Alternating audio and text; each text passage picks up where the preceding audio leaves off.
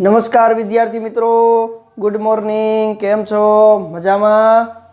चालो विद्यार्थी मित्रों, आज आपणे लेक्चर नंबर 9 प्रकरण 13 न्यूक्लियस लास्ट 8मा लेक्चरनी अंदर न्यूक्लियसना अर्ध आयु विषे आपणे चर्चा करी। न्यूक्लियसनो अर्ध आयु एटले शुं? तो कि कोईपण न्यूक्लियसना एवा समयगाळा दरमियान एना प्रारंभिक न्यूक्लियसनी संख्या करता न्यूक्लियसनी विभंजन पामता न्यूक्लियसनी संख्या केवी थाय? अर्धी थाय। एटले अविभंजित न्यूक्लियस संख्या अर्धा थई जाय। एवा समयगाळाने आपणे शुं कीधुं हतुं? तेनो अर्ध आयु। आजे आपणे वात करवी छे के आवा न्यूक्लियसनो खरेखर जीवनकाळ केटलुं होय, ए क्यां सुधी आ विभंजन दर आगळ वधारी शके, એટલે કે એનો સરેરાશ જીવનકાળ। એ સરેરાશ જીવનકાળ સાથે એના ક્ષય નિયતાંક લેમ્બડા અને અર્ધ આયુ ટાઉ વનાપ સાથે શું સંબંધ છે? એટલે કે કોઈ પણ ન્યુક્લિયસનો સરેરાશ આયુષ્ય કેટલું છે, આશરે એ ક્યાં સુધી વિભંજન દર ચાલુ રાખશે, વિભંજનની પ્રક્રિયા ચાલુ રાખશે, એ એના સરેરાશ જીવનકાળ ઉપરથી નક્કી કરવામાં આવે છે। તો ચાલો આજનો આપણો પ્રશ્ન છે સરેરાશ જીવનકાળ અને તેના ક્ષય નિયતાંક અને અર્ધ આયુ સાથેનો સંબંધ શું છે। તો સૌથી પહેલા આપણે વાત કરીએ સરેરાશ જીવનકાળ એટલે શું। તો સરેરાશ જીવનકાળ એટલે કોઈ પણ ન્યુક્લિયસ છે, રેડિયોએક્ટિવ નમૂનો છે, એ જે સરેરાશ સમય માટે કોઈ પણ રેડિયોએક્ટિવ તત્વ છે એ જે સરેરાશ સમયગાળાની અંદર એની ન્યુક્લિયસનું અસ્તિત્વ ધરાવતો હોય, જે સરેરાશ સમયગાળામાં એના ન્યુક્લિયસનું અસ્તિત્વ ધરાવતો હોય એ સમયગાળાને એનું સરેરાશ જીવનકાળ કહે છે। તો કે રેડિયોએક્ટિવ તત્વ અથવા રેડિયોએક્ટિવ નમૂનો, રેડિયોએક્ટિવ નમૂનામાં જે સરેરાશ સમયગાળામાં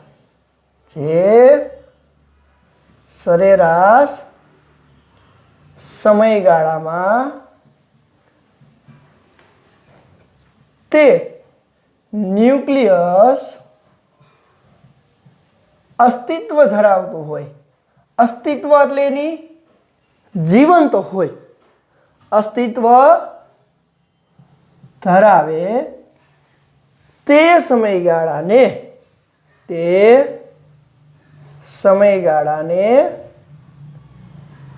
તેનો સરેરાશ જીવનકાળ કહે છે। સરેરાશ જીવનકાળ જેને ટાઉ વડે દર્શાવાય અથવા તો ટી વડે દર્શાવાય કહે છે। એટલે કે કોઈ પણ ન્યુક્લિયસની અંદર ધારો કે N0 જેટલા અવિભંજિત ન્યુક્લિયસ છે, એમાંથી એક એક ન્યુક્લિયસને વિભંજન પામતા જે સમયગાળો લાગે એ સમયગાળાની કુલ સંખ્યા, એ સમયગાળાની કુલ સંખ્યા એટલે સમયગાળાનો કુલ જીવનકાળનો સરવાળો છેદમાં કુલ અવિભંજિત ન્યુક્લિયસની સંખ્યા, એ એની સરેરાશ થઈ ગઈ। તો ઇન શોર્ટ અને સ્વીટમાં લખવું હોય તો અહીંયા લખી શકાય કે અથવા સરેરાશ જીવનકાળ એટલે શું? તો સરેરાશ જીવનકાળ T ઇઝ ઇક્વલ ટુ અથવા તો ટાઉ ઇઝ ઇક્વલ ટુ બધા ન્યુક્લિયસનો કુલ જીવનકાળનો સરવાળો, બધા ન્યુક્લિયસોનો કુલ જીવનકાળ નો સરવાળો છેદમાં કુલ ન્યુક્લિયસની સંખ્યા, કુલ જેટલા પણ ન્યુક્લિયસ હોય એ ન્યુક્લિયસની સંખ્યા। તો પ્રશ્ન એવો થાય કે એક એક ન્યુક્લિયસનું જીવનકાળ એટલે શું? તો કે એક ન્યુક્લિયસને વિભંજન પામવા લાગતો સમય, બીજા ન્યુક્લિયસને વિભંજન પામવા લાગતો સમય, એવા કુલ સમયનો સરેરાશ એટલે કે કુલ જીવનકાળનો સરવાળો છેદમાં એના કેટલા પણ વિભંજન પામેલા છે એ ન્યુક્લિયસની કુલ સંખ્યા। તો આપણે ધારી લઈએ છીએ, આપણે આગળ ખબર જ છે કે હાલો ચાલો ધારો કે ટી બરાબર 0 સમયે ટી બરાબર 0 સમયે અવિભાજિત ન્યુક્લિયસની સંખ્યા અવિભાજિત ન્યુક્લિયસની સંખ્યા n0 છે, એટલે કે n બરાબર n0 છે।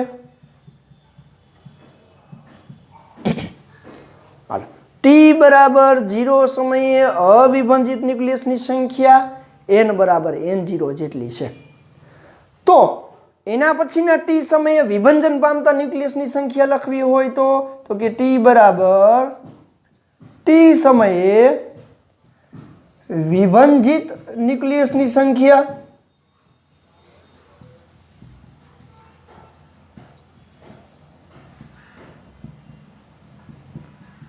n છે એવું ધારી લઈ।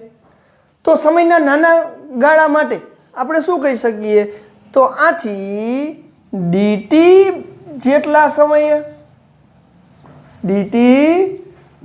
સમયે વિભાજિત ન્યુક્લિયસની સંખ્યા કેટલી થાય? જો ટી સમયે n હોય તો ડીટી સમયે dn થાય। તો આપણે વિભાજન દર યાદ છે, વિભાજન દર એટલે શું, તો કે r = lambda * n, r = lambda * n। તો વિભાજન દર પરથી આપણે શું લખી શકીએ, વિભાજન દર r = લેમ્બડા * n, જ્યાં r ની જગ્યાએ શું લખી શકું, dn/dt લખાય છે ને। એકમ સમયમાં વિભાજન પામતા ન્યુક્લિયસની સંખ્યાને વિભાજન દર કહેવાય, જેના એકમોની ચર્ચા કરી।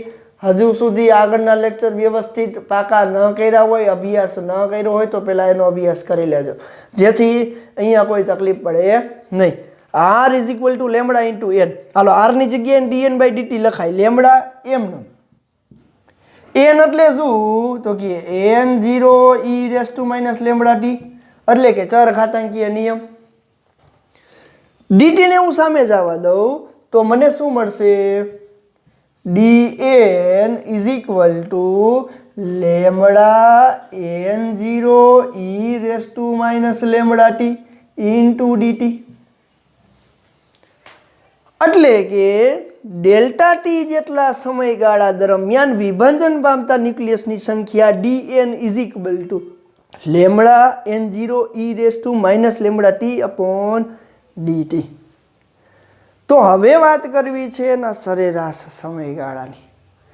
તો વ્યાખ્યા જો, ટી બરાબર બધા ન્યુક્લિયસનો કુલ જીવનકાળ, તો dn ન્યુક્લિયસનો કુલ જીવનકાળ એના સમયને ગુણી દો એટલે મળી જાય, છેદમાં કુલ ન્યુક્લિયસની સંખ્યા જે અવિભાજિત પામેલા હોય એ કેટલા છે, n0।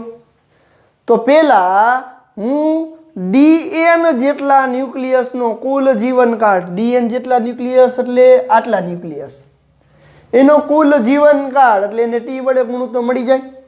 તો પહેલા હું એ જ કરું, તો જોવો જોઈએ હું અહીંયા લખું કે અહીં dn જેટલા ન્યુક્લિયસનો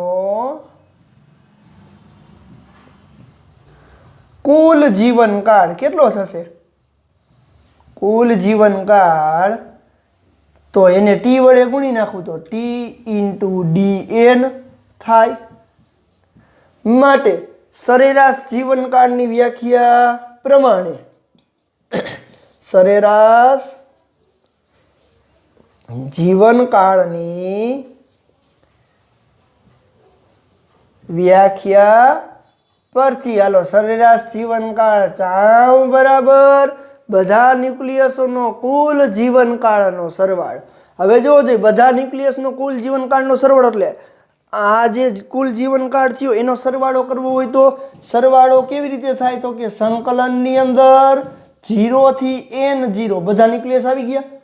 0 થી લઈને કુલ કેટલા હતા n0 કુલ જીવનકાળ એટલે આ થયું ને તો એને આમ લખાય t * dn છેદમાં કુલ ન્યુક્લિયસની સંખ્યા કેટલી n0 કુલ ન્યુક્લિયસની સંખ્યા કેટલી n0 ખાસ સમજજો એટલા જ માટે આ ટેક્સ્ટ બુકમાં ક્યાંય નથી આપ્યું છતાં આ વસ્તુ લખેલી આપણે છે જેથી આ સૂત્રને તમે સરળતાથી સમજી શકો। બધા ન્યુક્લિયસનો કુલ જીવનકાળનો સરવાળો છેદમાં કુલ ન્યુક્લિયસની સંખ્યા। જોજો આ એટલા માટે આટલું બધું ડિટેલમાં લઉં છું કે જેથી નીટવાળા વિદ્યાર્થીઓ અને બોર્ડના વિદ્યાર્થીઓને જે દાખલા ગણવામાં તકલીફ પડે છે ને એવા સમયે કયા ન્યુક્લિયસની સંખ્યા કેવા સમયગાળામાં કેવી રીતે લેવી ને એ સમજાતી નથી। હવે આપણે અહીંયાથી સમજાશે તો ચાલો કુલ સમયગાળો ટાઉ = 0 થી n0 t * dn / n0। હવે હું ઉપરનું વ્યાખ્યા અને આ બંને સૂત્ર અહીંયા સુધીનું બધું ભૂસી નાખું છું કારણ કે હવે આપણે અહીંયા સૂત્ર સ્વરૂપે લેવાનું છે।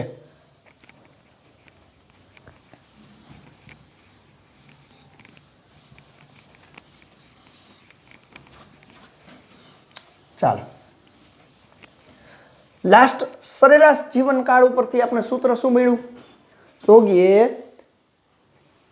ટાઉ = 0 થી n0 t * dn।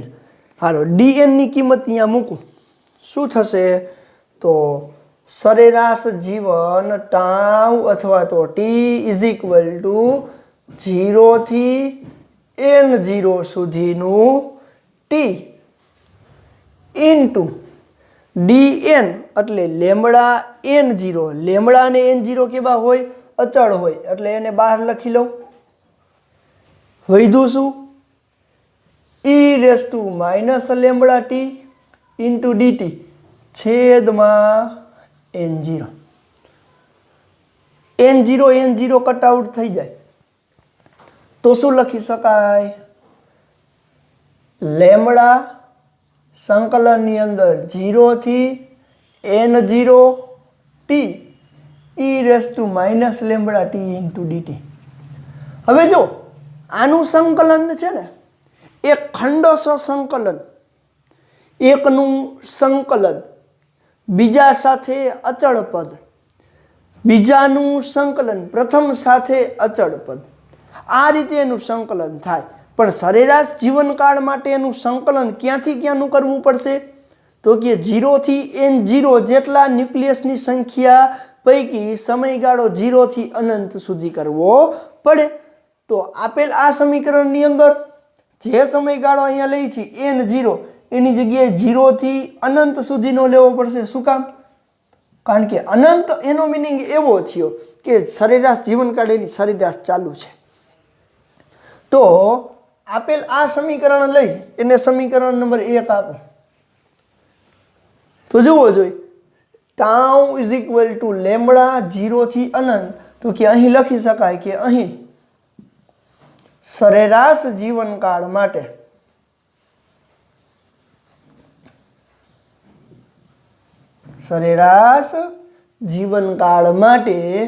t બરાબર 0 સમયથી t બરાબર અનંત કારણ કે ક્યાં સુધી ચાલે છે એ નક્કી નથી t બરાબર અનંત સુધી નું સંકલન કરતા। હવે જુઓ આપણે અહીંયા મેથ્સ ભણતા નથી છતાં પણ મેં તમને જે લીથો મોકલેલો છે એ લીથાની અંદર આનું સંકલન કરીને બતાવેલું છે કઈ રીતે એનું સંકલન થાય છે પણ અહીંયા આપણે એના સંકલનનું કોઈ મહત્વ નથી અને ટેક્સ્ટ બુકમાં તો સાવ આપ્યું જ નથી। તો અહીંયા એના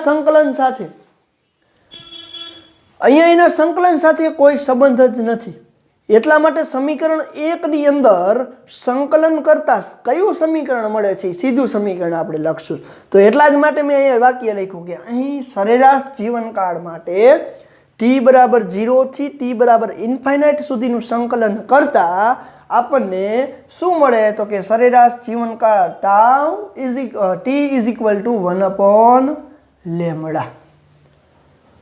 તો સરેરાશ જીવનકાળનો ક્ષય નિયતાંક સાથેનો સંબંધ જો આનું સંકલન કરશો તો તમને પ્રશ્ન એવો થશે કે સર તમે સીધું લખી નાખ્યું, અમે લખો તો ચાલશે? પ્રશ્ન પૂછાય ત્યારે હા, કારણ કે આપણે ગણિત ભણતા નથી, આપણે ભૌતિક વિજ્ઞાન ભણીએ છીએ અને ટેક્સ્ટ બુકની અંદર આનો કોઈ ઉલ્લેખ છે નહીં, છતાં પણ મેં તમને લીથાની અંદર એનું સંકલન કરીને આપ્યું છે। અહીંયા સમયના અભાવે આપણે એનું સંકલન કરતા નથી અને એ જરૂરી પણ નથી, એટલે અત્યારે આપણે કરતા નથી। ચાલો હવે અહીં ટાઉ વનાફ એટલે શું છે? અર્ધ આયુ। તો અર્ધ આયુનો સંબંધ શું છે? 0.693/λ છે। તો 1/λ એટલે ટાઉ, એટલે કે સરેરાશ જીવનકાળ। તો ચાલો એ સરેરાશ જીવનકાળ સાથેનો એનો સંબંધ શું થશે તો કે અહીં 1/λ એટલે ટાઉ લખી શકું તો ટાઉ ઇઝ ઇક્વલ ટુ અથવા તો ટાઉ વનાફ ઇઝ ઇક્વલ ટુ શું લખી શકાય? 0.693 1/λ એટલે સરેરાશ જીવનકાળ ટાઉ। માટે જો ટાઉને કરતા બનાવો તો ટાઉ ઇઝ ઇક્વલ ટુ 0.693 નીચે જાય તો ટાઉ વનાફના છેદમાં 0.693। તો આ છે સરેરાશ જીવનકાળ ટાઉ અને અર્ધ આયુ ટાઉ વનાફ સાથેનો સંબંધ। તો આના ઉપરથી તમે શું કહી શકો? જોવો જોઈએ, સરેરાશ જીવનકાળ ક્ષય નિયતાંકના વ્યસ્ત પ્રમાણમાં છે, સરેરાશ જીવનકાળ અર્ધ આયુના સમપ્રમાણમાં છે। જો અર્ધ આયુ મોટો હોય તો સરેરાશ જીવનકાળ ઓટોમેટિકલી મોટો થઈ જવાનો, કારણ કે ચર ઘાતાંકીય નિયમ અનુસાર ઘટે છે। તો આના ઉપરથી આપણે કહી શકીએ કે એવા પણ ઉદાહરણ આપણી સમક્ષ હાજર છે કે જેના અર્ધ આયુ એ બ્રહ્માંડના આયુષ્ય કરતાં ઘણા બધા મિલિયન બિલિયન જેટલા ઓછા છે, મિલિયન કે બિલિયન જેટલા ઓછા છે। એનો મિનિંગ શું થયો કે સરેરાશ જીવનકાળ એ ખૂબ જ અગત્યનો ધરાવે છે એના અર્ધ આયુ સાથેના સંબંધ। કારણ કે અર્ધ આયુ એટલે આપણને ખબર છે કે જે સમયગાળામાં n0 હાજર હોય તો એના સમયગાળાના અડધા સમયગાળામાં n0/2 થાય, એના n0/2 હાજર હોય તો એના બીજા અર્ધ સમયગાળામાં n0/4 થાય, ત્રીજા અર્ધગાળામાં n0/4 હાજર હોય તો એ n0/8 થાય। એટલે આ પ્રક્રિયા સતત ને સતત અર્ધ આયુ અનુસાર ચાલુ જ રહે છે, જેના કારણે એનો સરેરાશ જીવનકાળ મોટો બને। કારણ કે જો ટાઉ અનાફ મોટો હશે એટલે કે અર્ધ આયુ મોટો હશે તો એનો સરેરાશ જીવનકાળ ઓટોમેટિકલી મોટો થતો જશે। કે જેને જેવા ન્યુક્લિયસ કે જે ન્યુક્લિયસ રેડિયો ન્યુક્લિયેટ ન્યુક્લિયસ છે કે જેની અંદર એનો અર્ધ આયુ મોટો છે, સાથે સાથે ક્ષય નિયતાંક નાનો હોય, ક્ષય નિયતાંક નાનો હોય, તો આવા ન્યુક્લિયસનો સરેરાશ જીવનકાળ મોટો, સરેરાશ જીવનકાળ મોટો એ કોને આભારી હોય? એના અર્ધ આયુને આભારી હોય। ઉદાહરણ તરીકે ટ્રિટિયમ છે કે પ્લુટોનિયમ છે, ટ્રિટિયમ છે કે પ્લુટોનિયમ છે એનો અર્ધ આયુ છે એ બ્રહ્માંડની ઉંમર કરતાં લગભગ 15 બિલિયન 1 બિલિયન એટલે 10 લાખ, તો 15 બિલિયન જેટલા વર્ષ કરતાં પણ અડધો અથવા તો ઘણો ઓછો છે। એનો મિનિંગ એવો થયો કે ટ્રિટિયમ અને પ્લુટોનિયમ છે એનો અર્ધ આયુ અથવા તો સરેરાશ જીવનકાળ ખૂબ જ ઓછો, એટલે જેવું એની ઉત્પત્તિ થાય તરત જ એ નાશ પામે, એનો મિનિંગ એવો થયો ને, જેવી ઉત્પત્તિ તરત જ એવો એનો સરેરાશ જીવનકાળ ખૂબ જ ઓછો એટલે એનો નાશ પામે છે। તો આવા તો એવા ઘણા બધા ન્યુક્લિયસ છે કે જેની ઉત્પત્તિ થતાની સાથે એનો સરેરાશ જીવનકાળ પૂર્ણ થઈ જતો હોય, એવા તો ઘણા બધા ન્યુક્લિયસ છે। તો આ છે જે તે ન્યુક્લિયસનો સરેરાશ જીવનકાળનો તેના ક્ષય નિયતાંક અને અર્ધ આયુ સાથેનો સંબંધ। ખાસ યાદ રાખજો, આ બધી પ્રક્રિયા છે ને ક્યારે આવડશે તમને?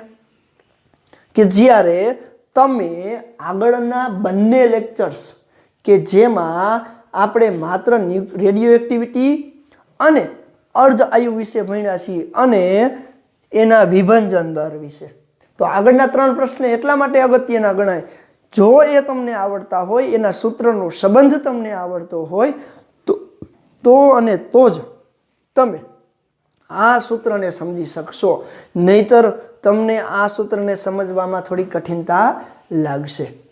તો આ છે સરેરાશ જીવનકાળ અને એના ક્ષય નિયતાંક.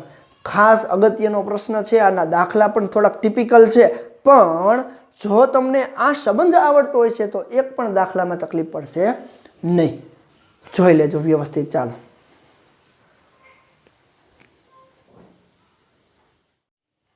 ચાલો હવે આપણે વાત કરીએ કે કોઈ પણ અસ્થાયી ન્યુક્લિયસ છે, એ અસ્થાયી ન્યુક્લિયસ સ્થાયી થવા માટે એ એક આપમેળે પ્રક્રિયા કરતો હોય, જેને આપણે શું કહીએ છીએ?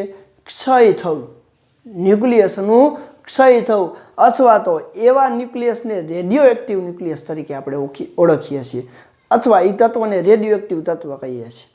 તો આવા રેડિયો એક્ટિવ તત્વ છે એ એક પ્રકારની ઉર્જાનું ઉત્સર્જન કરતા હોય અને એ અવસ્થામાંથી બીજી અવસ્થામાં જવા માટે, એટલે કે અસ્થાયી અવસ્થામાંથી સ્થાયી અવસ્થામાં જાય એ દરમિયાન એના ન્યુક્લિયસનું વિભંજન થતું હોય. એટલે કે આપમેળે અથવા તો ઉર્જા આપતા એ નવા ન્યુક્લિયસમાં પરિણમે. તો એવી પ્રક્રિયા પરથી એક પહેલો પ્રશ્ન આજનો, એટલે કે આમ તો બીજો પ્રશ્ન પણ ક્ષય માટેનો પહેલો પ્રશ્ન. તો પ્રશ્ન છે આલ્ફા ક્ષય એટલે શું? તેની પ્રક્રિયા. આલ્ફા ક્ષય એટલે શું સમજાવો. તો પ્રશ્ન પણ એવો થાય કે આલ્ફા શું છે? આલ્ફા ક્ષય એટલે વિભંજન, છૂટું પડવું. આલ્ફા ક્ષય એટલે શું સમજાવો. ચાલો, આલ્ફા ક્ષય એટલે શું? તો કે જે પ્રક્રિયામાં અસ્થાયી ન્યુક્લિયસ સ્થાયીપણું પ્રાપ્ત કરવા માટે આપમેળે શું કરે? આપમેળે નવા ન્યુક્લિયસમાં રૂપાંતરણ થાય અને એ દરમિયાન જે કણનું ઉત્સર્જન કરે એને આલ્ફા કણનું ઉત્સર્જન કહે છે. એટલે કે જે પ્રક્રિયામાં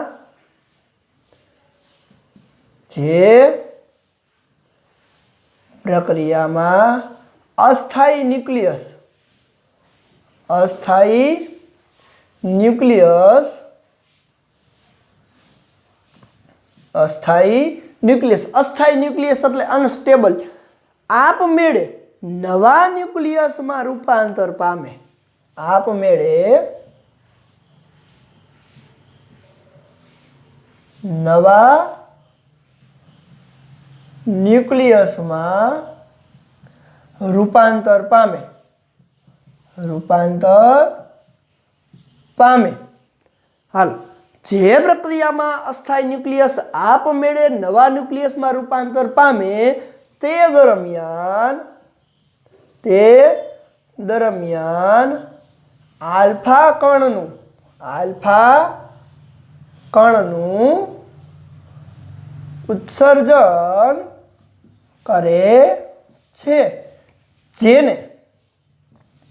જેને આલ્ફા ક્ષય કહે છે. તો આ આલ્ફા કણ શું છે?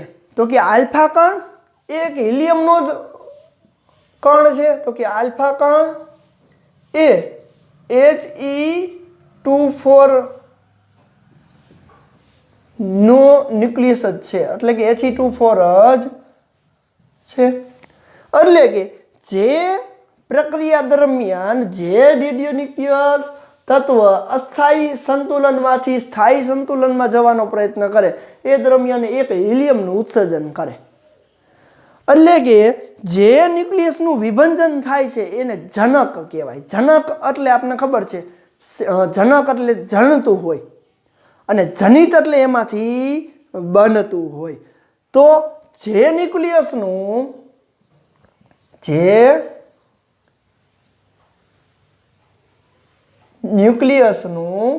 વિભંજન થાય છે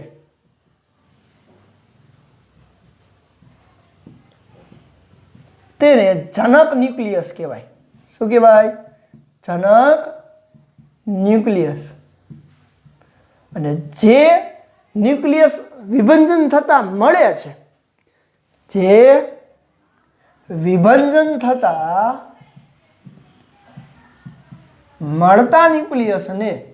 મળતા નવા ન્યુક્લિયસને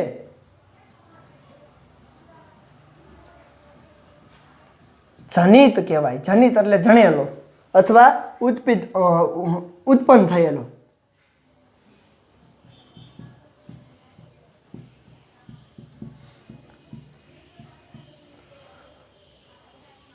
તો ધારો કે ચાલો ઉદાહરણ તરીકે એકાદું ન્યુક્લિયસ લઈ તો એની અંદર શું થતું હોય જોવો જોઈએ.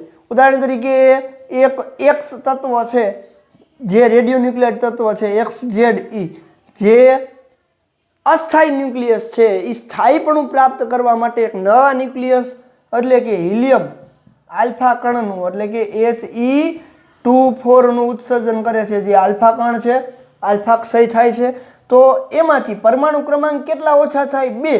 તો પરમાણુ ક્રમાંક 2 ઓછા થાય એટલે Z-2.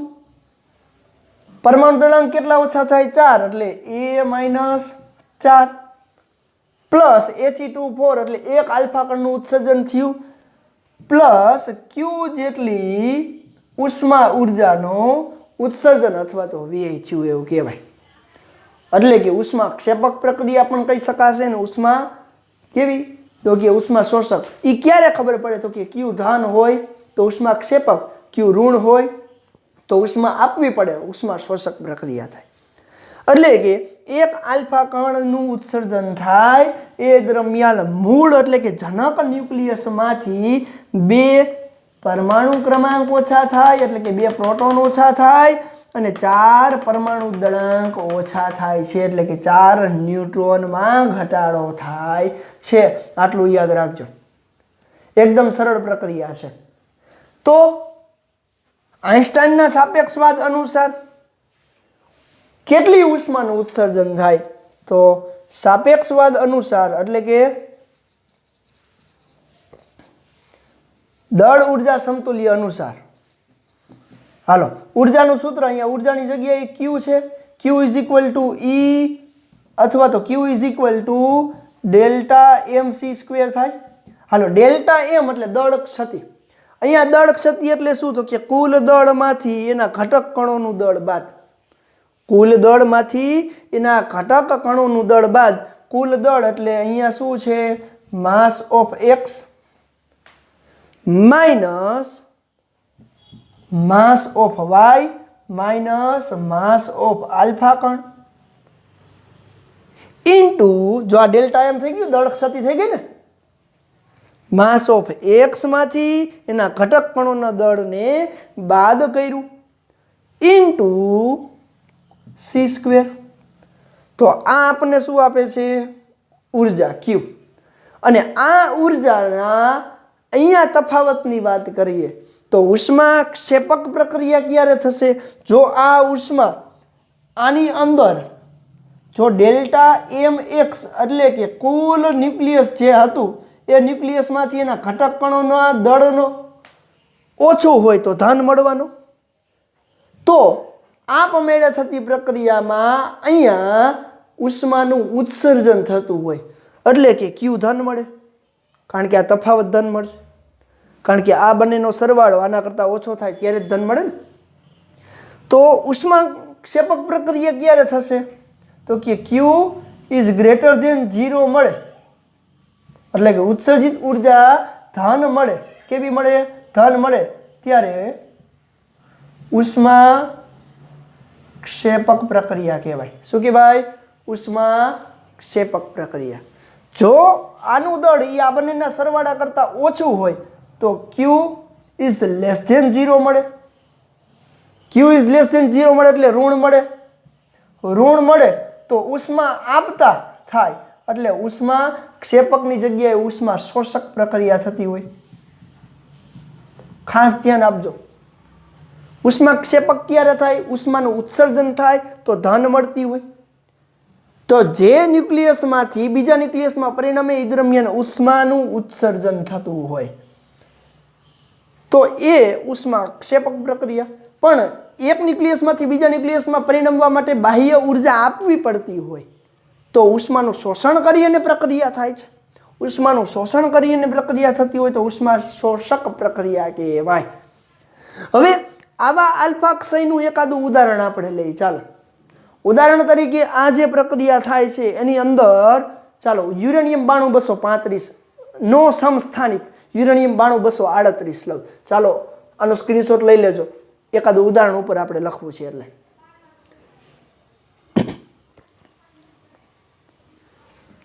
હાલો આટલામાં સમાઈ જશે. તો આવી આલ્ફા ક્ષયની પ્રક્રિયા એટલે કે એક આલ્ફા ક્ષય ઉત્સર્જિત થાય દરમિયાન ઘણી બધી ઉર્જાનું ઉત્સર્જન પણ થતું હોય અથવા ઉર્જા આપવી પણ પડતી હોય. એવા માટેનું એકાદું ઉદાહરણ લઈએ. ઉદાહરણ તરીકે યુરેનિયમ 92235 નો સમસ્થાનિક યુરેનિયમ 92238 જે અસ્થાયી ન્યુક્લિયસ છે. આવા અસ્થાયી ન્યુક્લિયસ સ્થાયીપણું પ્રાપ્ત કરવા માટે એક આલ્ફા કણનું એટલે કે He24 નું ઉત્સર્જન કરે છે અને ક્યુ જેટલી ઉષ્મા, કેટલી ઉષ્મા છે એ તાપ ન્યુક્લિયર સંલયન પ્રક્રિયાની અંદર આપણે જોશું, સોરી રેડિયો ન્યુક્લિયર પ્રક્રિયાની અંદર જોશું, રિએક્ટરની અંદર.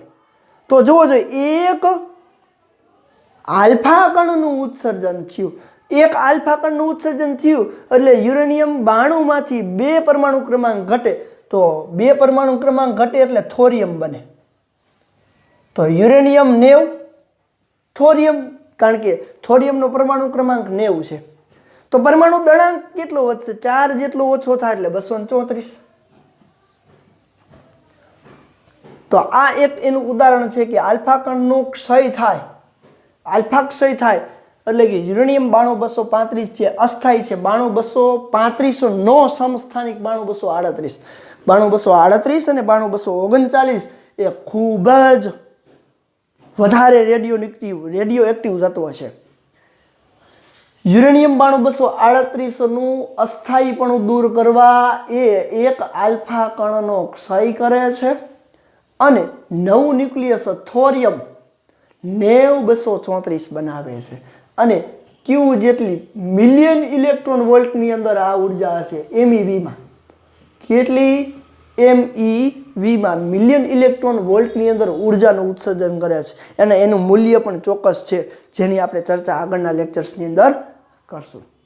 ચાલો, આલ્ફા ક્ષય 2 કે 3 માર્ક્સની અંદર પૂછાઈ ગયા છે 2-3 વાર પ્રશ્ન, એટલા માટે અગત્યનો ગણાય અને MCQ માટે, દાખલા માટે અને બધા માટે આ અગત્યનો પ્રશ્ન કહી શકાય. પ્રક્રિયા પૂર્ણ કરો એની અંદર પણ પૂછાઈ શકે. ચાલો જોઈ લ્યો.